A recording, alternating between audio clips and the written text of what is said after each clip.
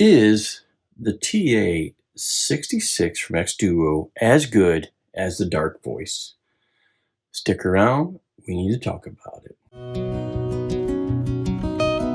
Welcome back to the Thrift Shop. So happy you're stopping by. I hope you're enjoying your time.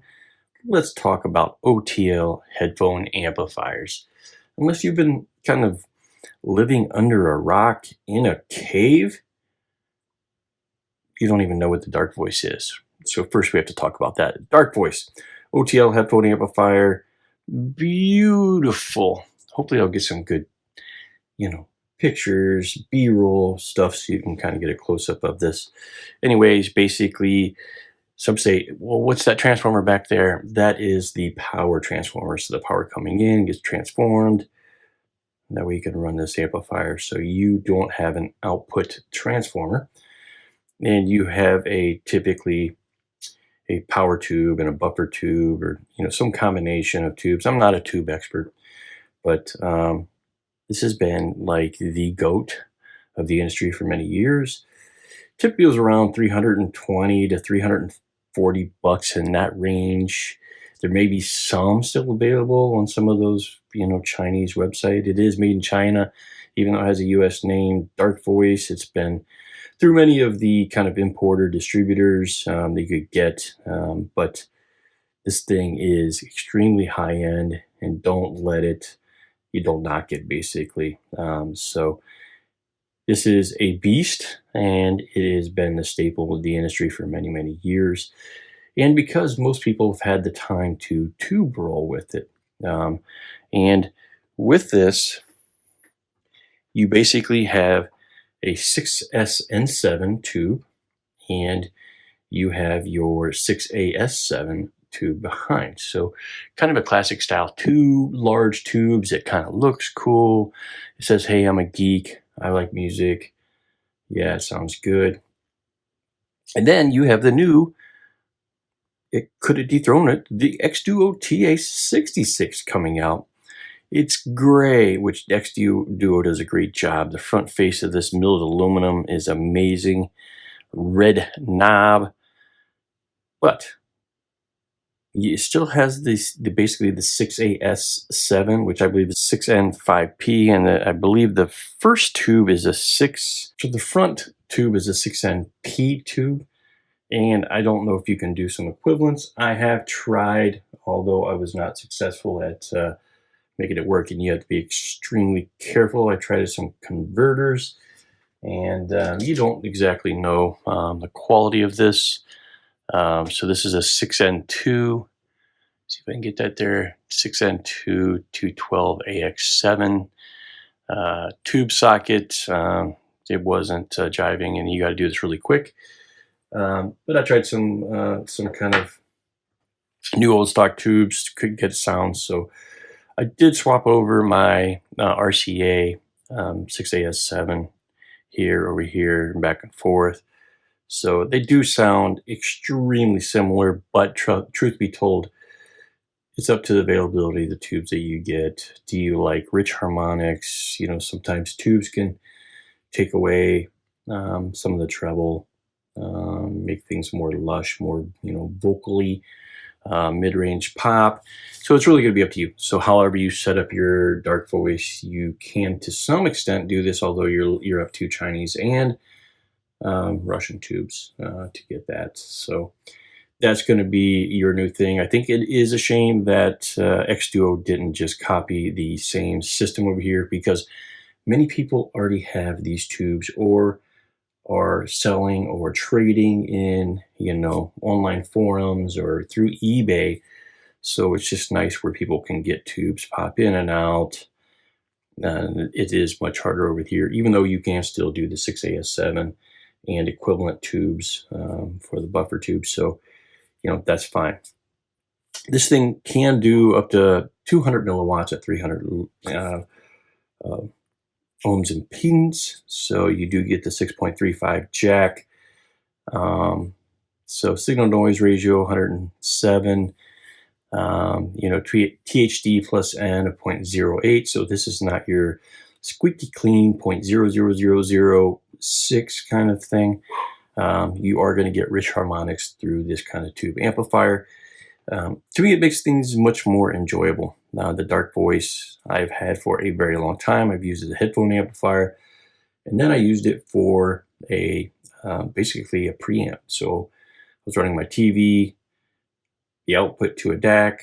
DAC went into here, adjusting the sound for my speakers, even for my TV, stereo was all connected. But this was basically my preamp, a tube preamp, and sounds amazing. Just you get something that's more deep, more rich. You know, the harmonics seem to linger in the air a little more, makes things more enjoyable. And I also noticed a little more three-dimensionality out of the music. So it's basically pure Class A sound. Therefore, you don't have a switching AB. You don't have a digital system where switching has to do it infinitely fast to get you into the kind of the domain, spatial domain, to make things sound three-dimensional. So if your DAC can make things sound good, it will come through here good. You're better off, in my experience, using something squeaky clean, although the Denafrips R2R DAC, the Aries 2 down here does sound really good. But you can get, I guess, too tubey, too romantic. If it's too romantic on the front end, that can somewhat be too tubey over here and not sound good. Kind of echoey, if that makes sense. Reverbish and not good. But in my case, these things sound great. Where do these things differ? Well, the smart move, like Darkvoice, was, hey, let's put the on-off in the front. Good move. Xduoo. Let's buy that all-in-one module because it's 5 cents cheaper with the on-off in the back. So the IEC plug where they connect in the back, yeah, let's just make that all one and turn it on there. So that way the person has to reach all the way back here and turn it on off. Maybe that's a lazy thing. I don't know. But I don't know how many times I've left this unit on because it's just not here in the front. Out of sight, out of mind. It's not about laziness. Just put the stupid on-off switch in the front. All right. Now, the Darkvoice does have this beautiful kind of high-resistance knob over here. It's got like these screw bolt heads here for indicators, which is kind of just like this, I don't know, industrial kind of look. Cool. And the Darkvoice here, logo, it just looks so cool. But this high resistance knob just feels great. On the other hand, you do get an LED lit, backlit volume knob here, which I think is a little more modern, given the slashes on this faceplate. But you do get a clickety click there. I think they wanted to make it sound like it's a relay kind of volume knob, but it's just like major detents. And they are hard to get over. And the knob kind of has some wobble to it. So it works fine. It does its job. Some may like that clicks. I just would rather prefer just a hard kind of volume pull over here. You know where it's at. It's not going to easily move. Over here, you do get the satisfaction of some of these knobs, but it doesn't feel as well put together. Now, as far as the volume goes on both units, I feel they're probably equally as powerful. It's hard to tell. The Darkvoice feels like it has much more power in the beginning. It's not very linear, so you get power almost immediately, then it does nothing for half of the overall turn. Once you get to, let's say, 11 o'clock on the dial, past that, you're barely getting anything more. It's just there for your pleasure. You're not getting more power out of it. Some of that has to do with what tubes you are using also. So what preamp kind of tubes and of that nature. So some of that is part of the unit and not being linear and the tubes you're using. In this case, it's extremely linear. So you can infinitely go in between, and on a linear slope will increase the output, the voltage output that's coming out of here. And that is nice. So I wish that were better on the Darkvoice. Clearly the volume linearity is better on this unit. And that's, pretty much it. So it's going to come down to, hey, can you get a Darkvoice in the used market? If so, go grab it. This unit, sure, it's $250. And I'll try to post if there are any sales going on where you can get it. I actually bought mine when it first came out, and I believe I got it for $179. So got a steal, but it took like 5 months to get this. I had to keep checking. I bought mine through APOS. They were the ones that had it. They had it on sale when it first came out. I believe it was in a February sale or something like that, and I didn't get it for a very long time. Basically, so many people purchased this unit that they didn't realize that they would need that much inventory. They had to remake a whole new set, get more in the inventory before they could sell them. And that was my case. Hey, I got a fresh build, not complaining. I had the Darkvoice over here. It's not like I need one, but when it came in and I had it. So I've had this unit way too long.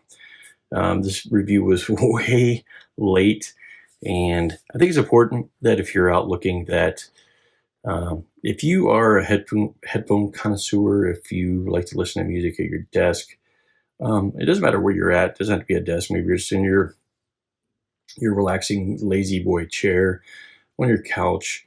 That, to me, I cannot live without an OTL amplifier. I can have all this stuff over here, high-powered, i5 Pro I can hear with all the bells, whistles. I can have an SMSL, raw DAC, MDA1 here, all-in-one functionality out the yin-yang. But when it really comes down to enjoyment of listening to music, not being analytical, not being clinical, I want to listen to an OTL. And certainly you could pay $1,000 more for this unit. You could pay $2,000. There are plenty of tube headphone amplifiers out there, but they're going to be an order of magnitude more expensive. If you want to learn what this is all about, then you want to check out the Xduoo TA-66. You could get some of the other Xduoo products that have like the DAC built in. I've had I can't remember the other number. Was it the 26? Absolutely love that unit. A little more compact, but I got to say, I think the TA-26 was 300 or around 400, 360, something like that. So for 250, if you can get this around 200, this is a steal of a deal to get yourself into the OTL headphone market. And lastly, if you haven't used one, you do need a headphone that is around 60 ohms to 600 ohms. I was using the ZMF Verite here. So this is a 300 ohm impedance headphone. Absolutely love it. I used the 6XX, which is 300 ohms. Drove it with ease. Love the sound coming out of it. And you can go down to about 60. The higher the impedance with this, within reason, I would say if you're in the 2 to 300, let's say 1 to 300, you are golden. As you get lower in impedance, you may be running into impedance issues. And obviously going up to 600, you may not have enough power. Not too many 600 ohm amps or headphones out there anymore. So that's going to be up to you. But just make sure you get the right headphone. These are not good for planars. So just count those out. You're going to get a dynamic driver. You're going to get a higher impedance headphone. And you're going to love this. So, hey, I appreciate you sticking around the thrift shop. If you can, just help out the channel. We do this for free. We hope that you're watching this free content, that all you do is hit like, subscribe, add a comment. Sometimes I will ask questions, see if anybody's out there, ET phone home. I'll see you later. Peace.